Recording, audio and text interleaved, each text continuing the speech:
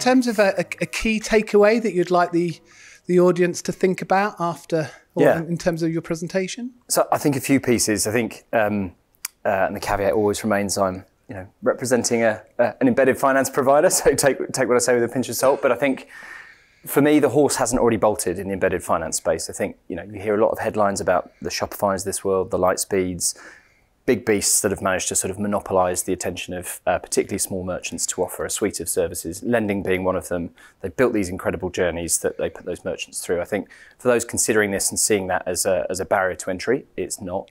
There's significant demand, latent demand in the market that is completely untapped.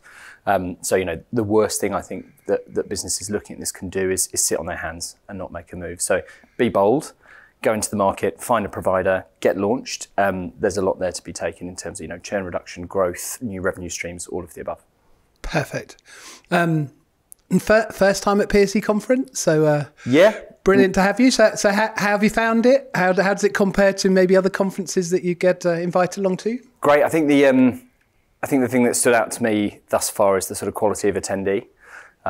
So I was really hoping for the attendees to be people I didn't recognise and those that weren't necessarily subject matter experts in payments and embedded finance. But unfortunately, the quality is quite high. So I had to be kept on my toes in terms of questioning and making sure the content was on point. But I think it's nice to be in a nurtured, not too small group, but a smaller group of individuals that clearly share some sort of payments nerdiness.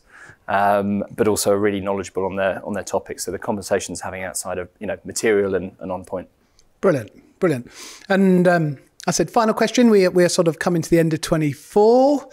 25 is around the corner. So I guess what one bit of payment insight would you say people need to be thinking about for 2025? So I think we're starting to see it already, but personal view is that there's going to be a fair bit of consolidation, not necessarily just within the payment space themselves, i.e. PSP to PSP, acquirer to acquirer. I think we're consistently seeing big acquirers starting to move closer to the merchants with software acquisitions, ISV acquisitions. I think expect to see that hell of a lot more next year when they're looking to disintermediate these platforms that have built these really big merchant bases. They'll look to purchase those, use the solution and get closer to the merchant and the revenue, I think. Yeah, it's probably my biggest takeaway and one to look out for.